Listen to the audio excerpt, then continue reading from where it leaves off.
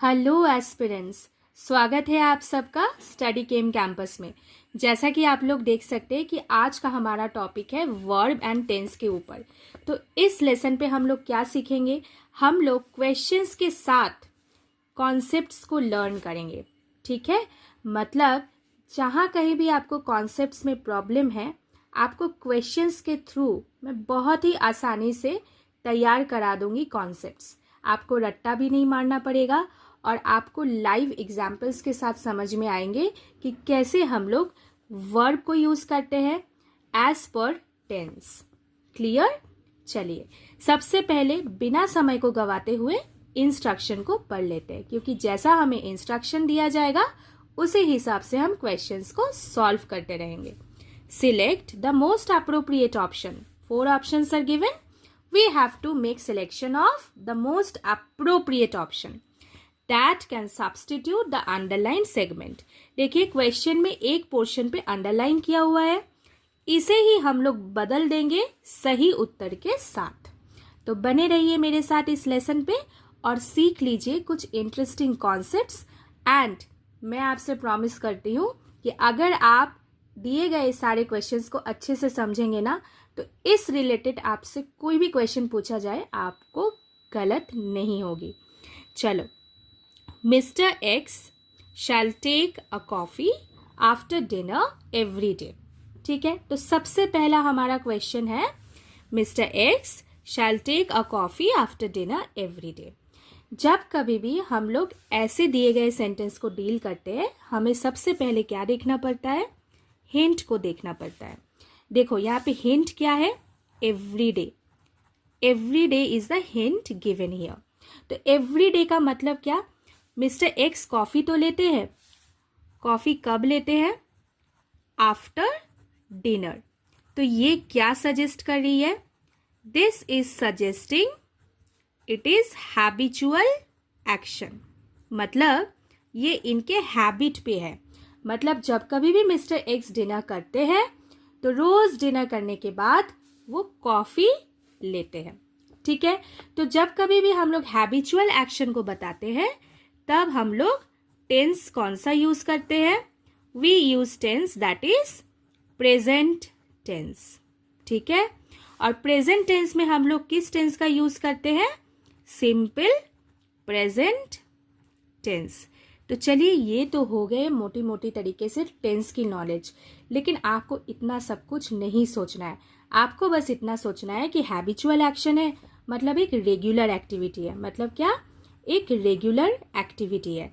और जब कभी भी हम लोग रेगुलर एक्टिविटी को बताते हैं तब we make use of only verb, that is main verb. देखिए यहाँ पे वर्ब क्या है? एक तो शैल यहाँ पे वर्ब है, लेकिन शैल हमारा क्या होता है? हेल्पिंग वर्ब होता है। ठीक है, एक टाइप का हेल्पिंग वर्ब होता है। ऑक्सिलियरी वर्ब भी बोल सकते हैं हम लोग। ठीक है, लेकिन जो टेक है यहाँ पे, ये मेन होता है action word, that is main verb. आपको डिफरेंस समझ में तो आ रही होगी ना? तो take is the main word. ठीक है, तो जब कभी भी हम लोग रेगुलर एक्टिविटी को बताते हैं या फिर कोई भी हैबिचुअल एक्शन को बताते हैं तब we make use of only verb. तो इस हिसाब से शैल तो नहीं होना चाहिए। तो अगर शैल टेक नहीं होना चाहिए तो विल टेक भी तो नहीं होगा, राइट? तो हम लोग क्या यूज करेंगे? ओनली वर्ब का यूज करेंगे। अब देखिए मिस्टर एक्स है, राइट? अब मिस्टर एक्स है थर्ड पर्सन। ठीक है, तो जब कभी भी हम लोग थर्ड पर्सन का यूज करते हैं तब वर्ब के साथ हम लोग या तो एस नहीं तो ईएस को ऐड करते हैं। तो उस हिसाब से हमारा आंसर क्या बनेगा? Mister X takes a coffee after dinner. I hope this is clear. अगर आपको क्लैरिटी चाहिए कि कब हम लोग एस और ईएस को यूज करते हैं तो डिस्क्रिप्शन में जाके चेक करिए, वहां पे 5 मिनट का दिया हुआ लेसन है, देखिए और अपने आइडिया को क्लियर करिए। चलिए moving to the next question. He is ill, he should take a week's rest. देखिए अब यहां पे क्लू को ढूंढते हैं। सबसे पहले क्लू को ढूंढ लेते हैं। वो इल है, ही इज इल। ठीक है, he should take a week's rest. ऐसे तो आपको देख के लग रहा होगा भाई बात तो सही है, अगर बंदा इल है तो उसको तो रेस्ट लेना ही चाहिए, लेकिन हम लोग शुड का कब यूज करते हैं? ऑब्लिगेशन। अगर मोटे मोटे तरीके से कहूँ तो ऑब्लिगेशन। ऐसे तो शुड शैल को कैसे यूज करते हैं डिस्क्रिप्शन में लिंक दे दिया है मैंने, जाके चेक करिए और अच्छे से सीखिए। लेकिन यहाँ पे अगर नॉर्मली कहो कि शुड को कैसे यूज करते हैं तो एक ऑब्लिगेशन मतलब एक काम जो आपको करना ही है, ठीक है। लेकिन देखिए अगर ये इल है, ठीक है, तो इन्हें हम लोग क्या करेंगे? इन्हें हम लोग एडवाइस करेंगे, ठीक है। So since he is ill, तो he is now advised to take rest. तो जब ऐसी बात होती है ना तब हम लोग देन वी यूज कैन। समझ में आ रहा है आपको?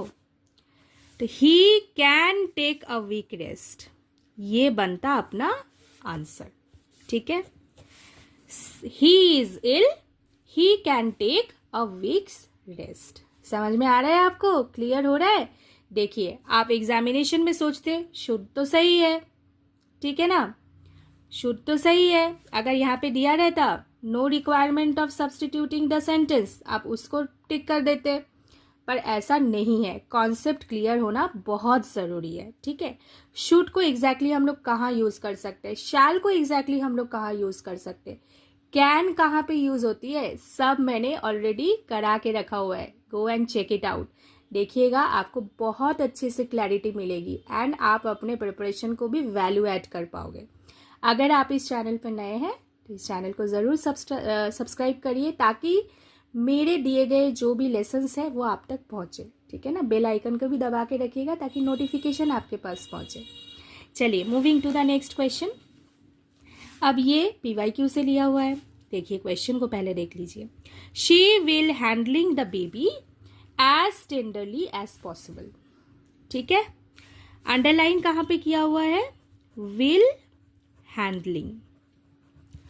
तो यहाँ पे सबसे पहले समझ लेते वर्ब क्या है। वर्ब है अपना हैंडल, ये है अपना वर्ब, ठीक है। विल क्या बताती है? एक्शन जो कब होना है? फ्यूचर में। मतलब टेंस क्या है? टेंस है अपना फ्यूचर टेंस। बहुत अच्छे से समझो। तो जब कभी भी हम लोग विल का यूज करते हैं तो विल के साथ हम लोग ओनली मेन वर्ब का यूज करते हैं, नो एस और ईएस। समझ में आ रहा है आपको? Only main verb. तो यहाँ पे ओनली मेन वर्ब क्या है? हैंडल है, तो हैंडलिंग तो होगा नहीं, तो इसको हम लोग सब्सटीट्यूट करेंगे विल हैंडल के साथ। अब आप लोग बोलेंगे मैम शी शैल हैंडल क्यों नहीं होगा? देखो पहले तो हैंडल्स है, ये तो ऐसे ही गलत हो गया, ठीक है ना। विल देखो हैंडल्ड है तो ये भी गलत हो गया।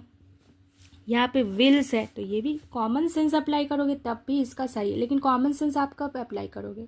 जब आपको ये पॉइंट पता होगी, है ना, कि विल के साथ सिर्फ आप मेन वर्ब का यूज कर सकते हैं, मतलब only the word, only the word, no addition of S और ईएस। समझ में आया आपको?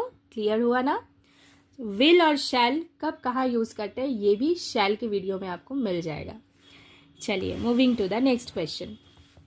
ही said that he should go to Delhi, ठीक है। चलो भाई सेड है मैम, तो सेड तो यहाँ पे क्या बताती है? पास्ट टेंस, ये तो हमें पता ही है। से बिकम्स सेड, सेड, है ना, V1 V2 V3, राइट। तो सेड है, पास्ट टेंस इंडिकेट कर रही है, बहुत बढ़िया।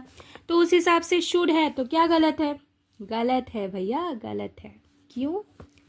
देखो future as seen from the past, देखो ये पास्ट है। अब ये पास्ट में प्लानिंग किए थे कि इन्हें कहाँ जाना है? दिल्ली जाना है, ठीक है। ही क्या है? ही है आपका थर्ड पर्सन है, राइट। ठीक है, आप किसी और बंदे को बता रहे हो ही।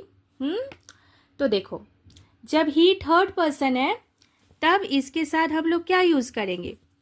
फ्यूचर में तो हम लोग विल को यूज करेंगे, लेकिन ये क्या है? ये फ्यूचर है पास्ट का, तो यही विल हो जाएगा वुड। आपको समझ में आ रहा है? यही विल हो जाएगा आपका वुड। तो शुड तो यहाँ पे होगा नहीं, तो would be the correct answer. Clear? He said that he would go to Delhi. Future as seen from the past. Now moving to the next question. अब हमारे नेक्स्ट क्वेश्चन में देखो क्या है। I once had thought mister X would marry miss Y. ठीक है, अब देखो यहाँ पे क्या है? Had thought. यहाँ पे क्लू देखो क्या है? यहाँ पे क्लू पता है क्या है? वंस, मतलब किसी एक समय पे। तो ये तो ऐसे ही पास्ट को इंडिकेट कर रही है, चलो इस पे तो कोई प्रॉब्लम नहीं है।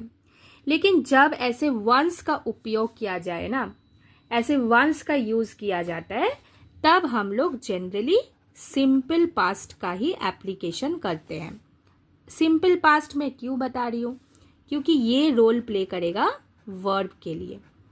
ठीक है, ये जो एक्शन वर्ड है ना, इसको कैसे यूज करना है, इसी के लिए इसका हम प्रयोग कर रहे हैं। समझ में आया आपको? तो यहाँ पे सिर्फ क्या होगा बताओ? यहाँ पे सिर्फ होगा thought. I once thought mister X would marry miss Y. ठीक है, समझ में आया आपको? तो ये है कॉन्सेप्ट। जैसे बोलते हैं ना कि वंस अपॉन ए टाइम। ठीक है, एक एग्जाम्पल देती हूँ। Once upon a time there lived a king. देखो यहाँ पे क्या है? लिव्ड है। हैड लिव्ड है? नहीं, नहीं है। क्लैरिटी हो रही है ना आपको? तो ये है क्लू, और आपको फंसाया गया यहाँ पे, तो ये नहीं होगा, ये होगा। क्लियर? समझ में आ रही है? चलो, now moving to the next question. अब नेक्स्ट क्वेश्चन को देख लेते हैं। ये बहुत इंटरेस्टिंग क्वेश्चन है। ऐसे ये क्वेश्चन में भी इंटरेस्टिंग वर्ड है, लेकिन क्वेश्चन इटसेल्फ इंटरेस्टिंग है। देखो कैसे। The idea is sounding interesting to me. ठीक है, अब देखो, एक आइडिया मुझे कहा गया, अब वो मुझे इंटरेस्टिंग लगने लग रही है। ठीक है, अब इज साउंडिंग दिया हुआ है। ठीक है, तो आपको लग रहा है कि अगर इज साउंडिंग दिया हुआ है तो ये प्रेजेंट तो है ही।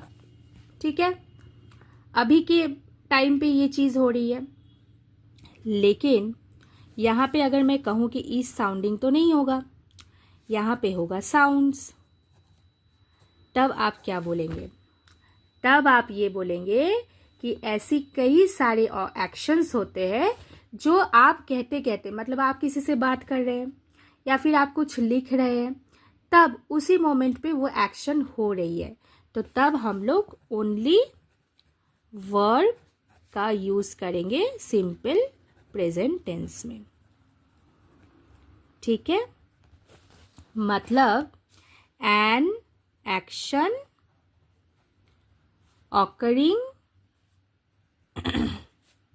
at the moment of speaking or writing। आपको समझ में आ रहा है? तो तब हम लोग क्या करेंगे? जो कि यहाँ पे देखो आइडिया है। ठीक है, वही आपको कॉन्टेक्स्ट याद रखना पड़ेगा कि कब वर्ब के बाद एस और ई एस को अप्लाई करना है। 5 मिनट वाला वीडियो देख लो, क्लैरिटी आ जाएगी। तो आइडिया, तो वर्ब प्लस एस, साउंड्स। तो the idea sounds interesting to me. ठीक है, चलो moving to the next question. When the thief left the place the police came.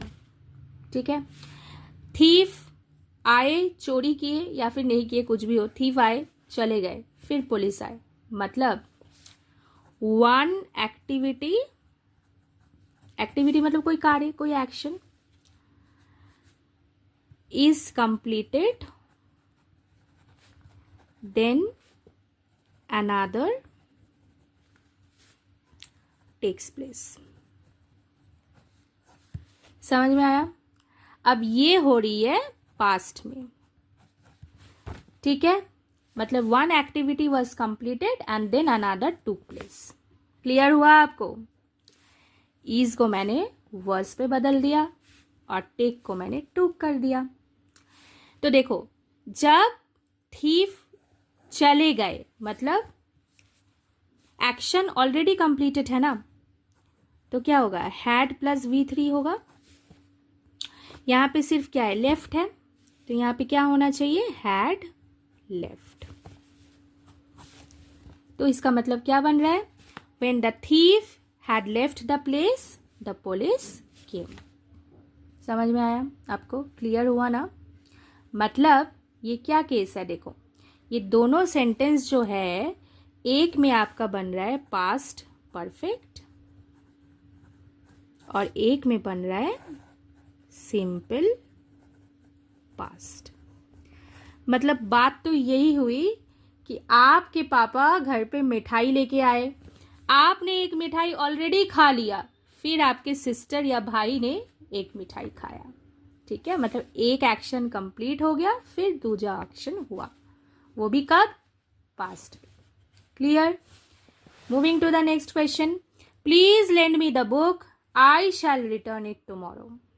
ठीक है, यहाँ पे देखो प्लीज वर्ड तो पहले ही बता रही है कि ये एक रिक्वेस्ट है. ठीक है, अब ये हो गया यूजेस ऑफ मोडल वर्ब्स. तो यहाँ पे देखो आपको रिक्वेस्ट किया गया कि आप मुझे बुक दीजिए और मैं इसे आपको रिटर्न कर दूंगा. ठीक है, या फिर रिटर्न कर दूंगी.